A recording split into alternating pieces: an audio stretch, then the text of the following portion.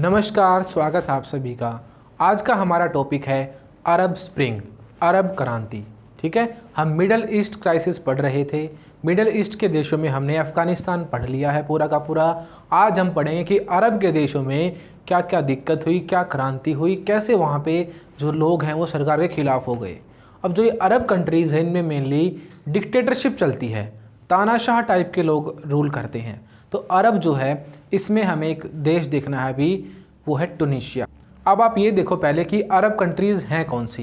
ये देखो आप मैप में, ये अरब की जो खाड़ी है इसके पास के जो देश हैं इनको बोला जाता है अरब कंट्रीज़। अरब समुंदर है ये पूरा, ठीक है। तो अरब समुंदर के पास में जितनी भी कंट्रीज़ हैं इनको बोला जाता है अरब कंट्रीज़। तो अरब कंट्रीज़ में क्या था, बहुत सारी प्रॉब्लम थी। यहाँ पे भ्रष्टाचार बढ़ रहा था, यहाँ के जो लीडर थे वो बहुत ही तानाशाह थे, ठीक है, अपनी मनमानी चलाते थे, डिक्टेटरशिप चलाते थे।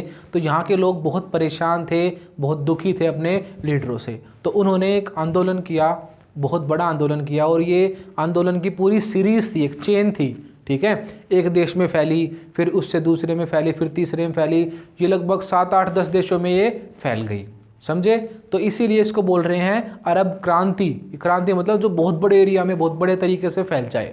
तो अब आप एक डेट याद रखो, 10 दिसंबर 2010, ठीक है। अभी की बात है, ज़्यादा पुरानी चीज़ मैं नहीं पढ़ा रहा आपको, मॉडर्न टाइम की बात है, 2010 की मैं बात कर रहा हूँ। डेट आप याद रखो 10 दिसंबर 2010।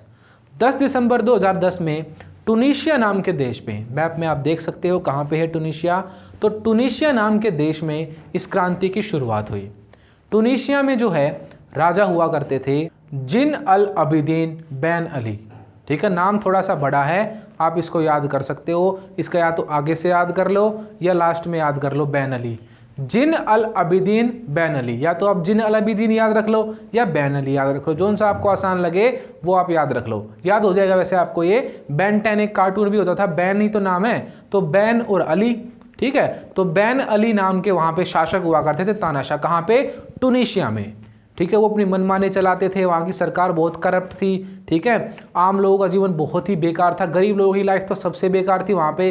तो जनता के अंदर बहुत ही गुस्सा था, और ये गुस्सा फूटा एक दिन जब एक आदमी था मोहम्मद बाऊजीजी। मोहम्मद बाऊजीजी एक फल बेचने वाला आदमी था, ठीक है। ये फ्रूट की अपनी रेहड़ी लगाता था बेचारा, एक गरीब आदमी था ये, ठीक है। सरकार से बड़ा परेशान था ये, अंदर बहुत खुंदस थी, बिल्कुल गुस्से में था सरकार के खिलाफ कि जो भी ये करना चाहता था वो, ये सरकार जो है करप्शन की वजह से इससे पैसे मांगती थी, कभी कुछ कभी कुछ। एक बेचारे गरीब आदमी को सरकार बहुत परेशान करती है, आपने को पता ही होगा। तो जो करप्ट गवर्नमेंट होती है, ख़राब गवर्नमेंट होती है, सरकार के लोग वो बहुत बुरा कर रहे थे यहाँ पे गरीबों के साथ। तो जो बाऊजीजी हैं वो फल की रेहड़ी लगाते थे अपनी।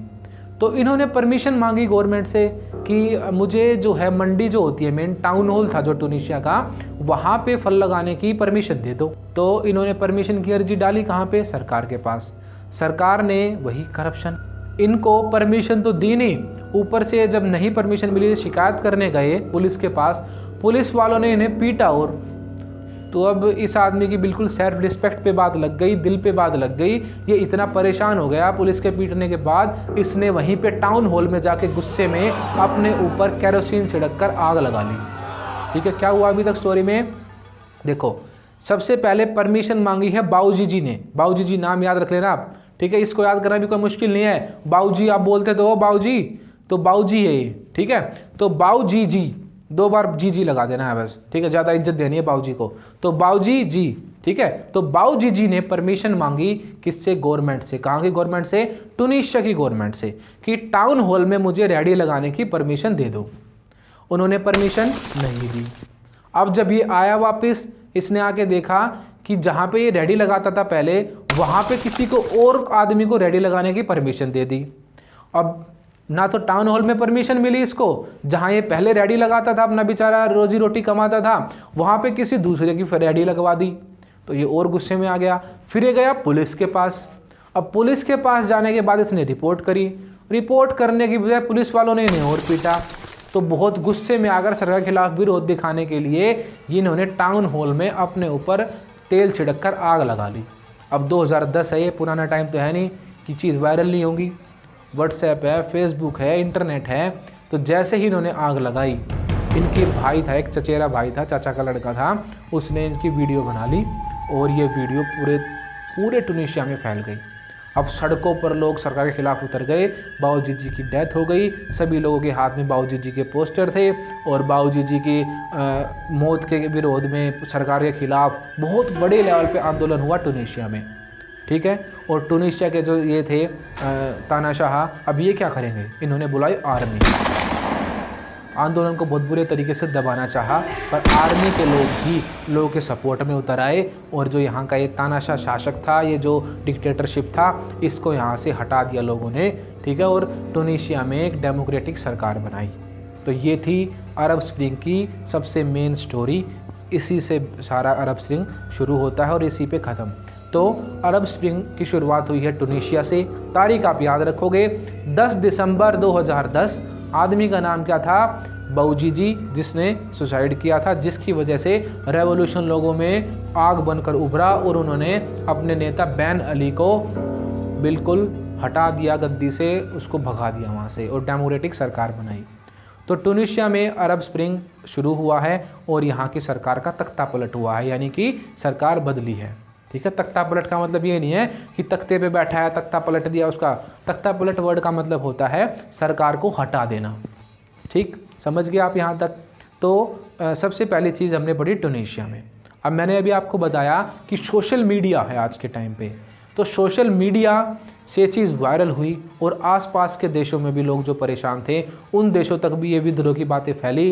पड़ोसी तो हैं सारे, ठीक है। तो अरब कंट्रीज़ में बात फैली और बहुत सारे देश जैसे कि लीबिया हुआ, सीरिया हुआ, Oman, Yemen, Jordan, Lebanon, Algeria, इन सभी देशों में एक लहर की तरह क्रांति हो गई, क्योंकि यहाँ पे भी ऐसा ही था, यहाँ पे भी डिक्टेटरशिप थी। तो ये सारे के सारे लोग आंदोलन करने लगे और अपने अपने राजाओं के खिलाफ या अपने जो तानाशाह रूलर थे इनके, उन सब के खिलाफ आंदोलन शुरू कर दिए और एक चेन की तरह आंदोलन चला पूरा। इसी को बोलते हैं अरब स्प्रिंग, ठीक है।